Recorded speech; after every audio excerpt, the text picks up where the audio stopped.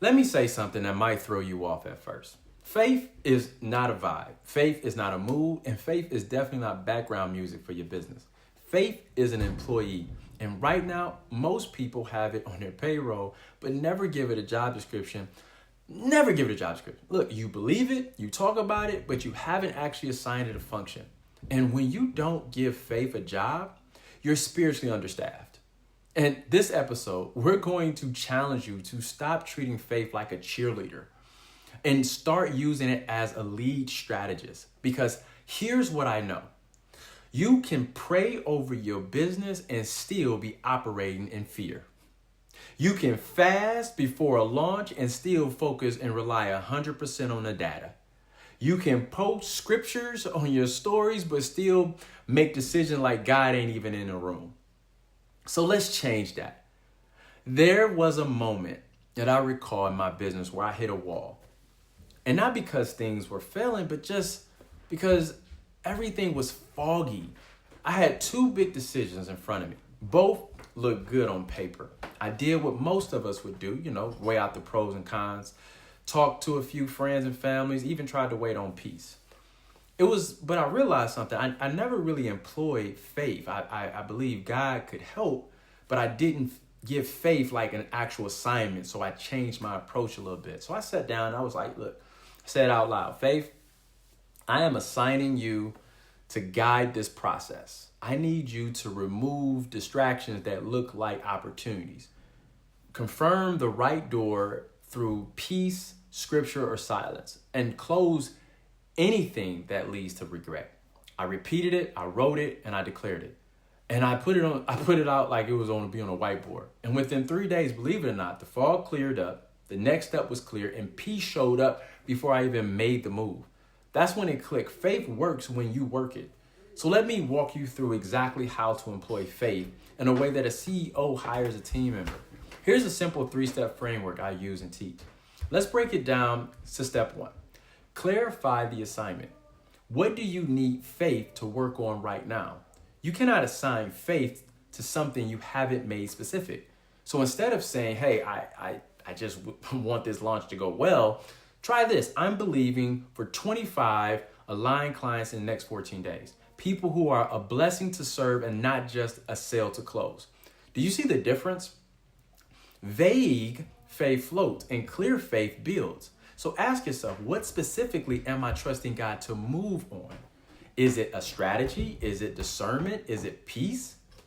Step 2, write the job description. Now that you know what faith needs to work on, what does success actually look like? Look, you wouldn't hire someone without telling them their role, so why are you expecting faith to produce without instructions? Let's say you need faith for decision making.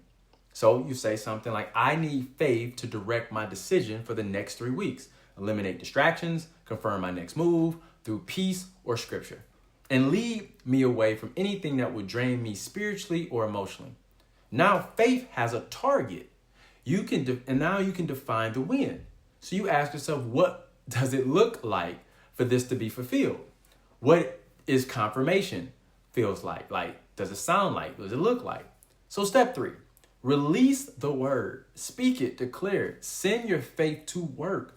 Faith is a voice activated. You don't just think faith. You don't just hope faith. You speak it. Same way a CEO gives a directive is the same way a manager hands out an assignment. Faith, I assign you to open doors I can't see.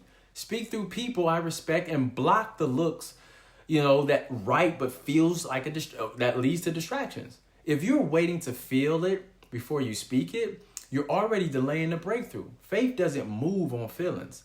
Faith moves on command. See, ask yourself, what part of my life is waiting on my voice? And what promise I never actually spoke out loud? So let me kind of help you recap this a little bit. 1, when we clarify our assignment, we want to know, what do you need faith to work on? 2, when we write the job description, what does success actually look like in this area? And 3, release the word, put your voice on it and declare it daily. This is how you employ faith with intentions. Here's a few journal prompts to sit after you watch this video to kind of reset your mind. Where am I still trying to muscle my way to clarity? That's one. Or what result do I need to assign faith instead of trying to figure it out by force? And where have I treated faith like a vibe instead of a visionary it actually is? Let me help you understand by what using faith like a vibe is. You know, when you're not really up to speed, things ain't going right, you start putting on music, spiritual music, hoping that it resets your atmosphere, you're looking at your scripture, you're doing your affirmations. You're using faith in a way that's supposed to make you feel good. But when you're given a play an assignment and it knows exactly what it's supposed to do, just like faith, it's going to operate the way it's supposed to. Look, if this has helped shift something in your mindset, do me a favor. Hit the subscribe button. This is the kind of conversations we're going to continue to keep having. You don't need more hustle. You need faith that functions. You're not just building a business, you're stewarding God-given vision. And guess what? You're not supposed to build it without activating the resources and God gave you.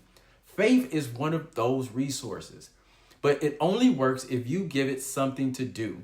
So the next time on Faith Inc., we're going to be digging into the next layer, which is scaling without sanctification. Because building something fast without checking the spiritual foundation, that's how you start attracting opportunities that look right, but wreck you later.